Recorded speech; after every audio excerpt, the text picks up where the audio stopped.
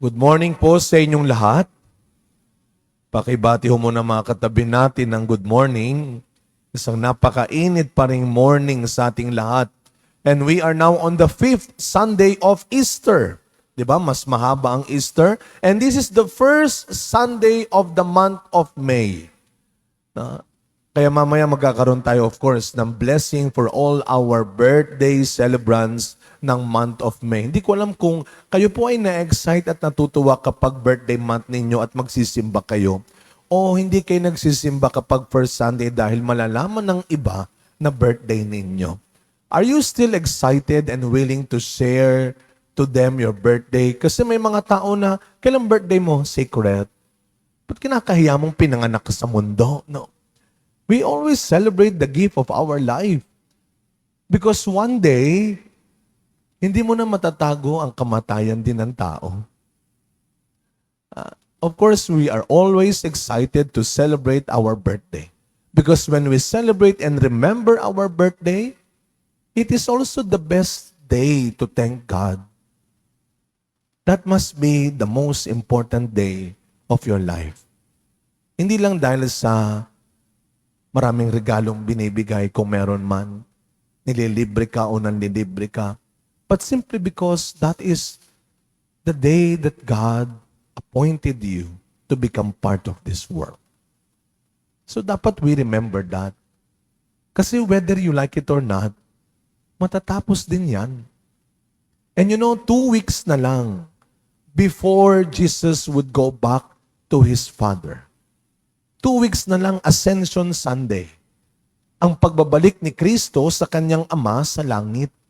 At bago siya umalis, sa mga huling araw niya, bago niya iwan ang kanyang mga alagad at kaibigan, marami siyang bilin.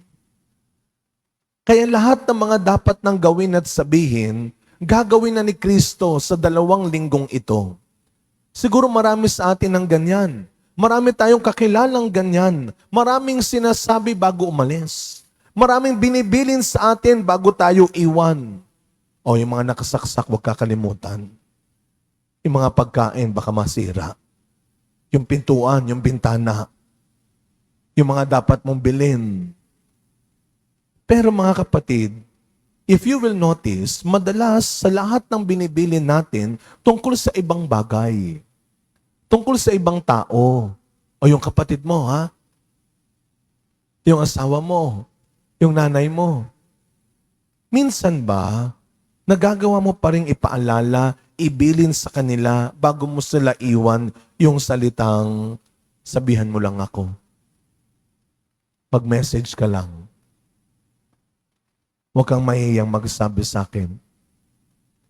Na ibibilin mo pa rin ba kung ano ka sa kanila? Kaya napakaganda na paalala ito sa atin that every day, we should always take that seriously. Kaya nga siguro yung mga magulang, ito lagi kong kinukwento ito dati. Pag umuwi ako ng bahay namin, ang aking nanay, siguro ganun ang ugali ng magulang, lalo na ng nanay, nang akala ninyo lagi kang kailangan ng anak mo. Kaya lagi kang kung ano-anong hinahanda mo, binibigay mo, binibilin mo, kahit ang anak mo, 5 na anak. Akala mo high school, college pa rin. Kaya pag ako umuwi ng bahay, bago lumabas, ang laging bilin ng nanay ko, mag-message ka pag nakarating ka na. Oo, ma. Huwag mo kakalimutan mag-text. Oo, ma. Huwag mo kakalimutan, oo, ma. Ano yung pagbaba ko? Paglabas ko ng gate, ng pintuan namin, wala pala kaming gate, ng pintuan namin, may tumunog sa akin cellphone. Pagbasa ko, saan ka na? Sabi ko, nasa baba pa lang. Bakit kaya ganun kayo, ano?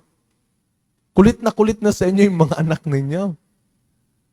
Pero wag ko kayo mananawa. Kasi isang araw, hahanapin din nila yan.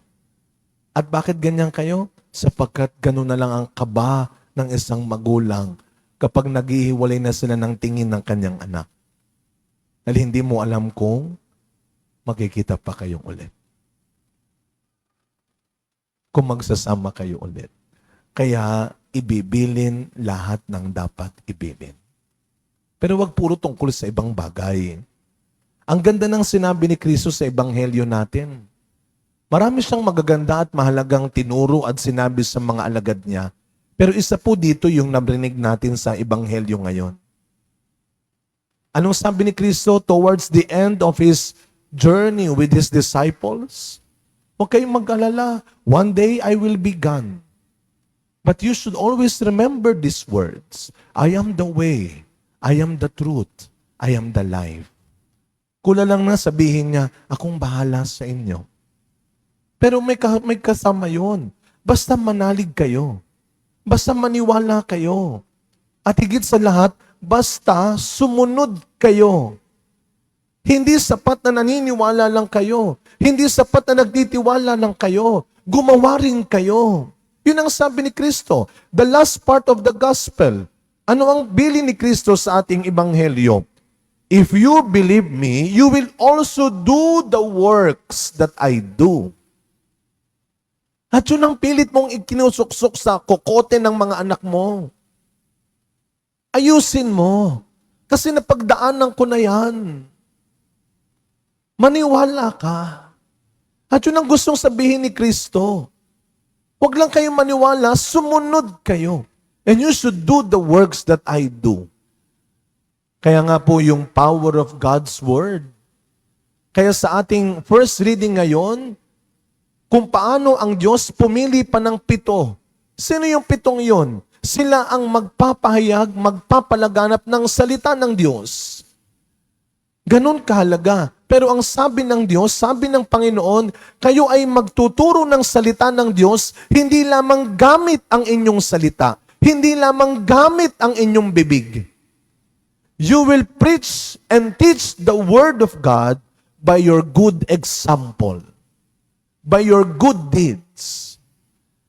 Ituturo ninyo ang salita ng Diyos sa pamamagitan ng inyong magandang ugali, ng mabuting ginagawa. Maraming mga bata, bakasyon na ngayon. Mga magulang, mga guardians, this is the best time to teach them by your example. Turuan natin sila sa pamamagitan ng mabuting halimbawa. Kaya nga po, sa pagpapatuloy na misa natin ngayon, yesterday, ang dalaw ng Saint Charbel natin ay nasa Pampanga, sa Jesus the Eternal Word Parish. Napakaganda nun. Jesus the Eternal Word. Hindi kailanman mawawala ng bisa ang salita ng Diyos.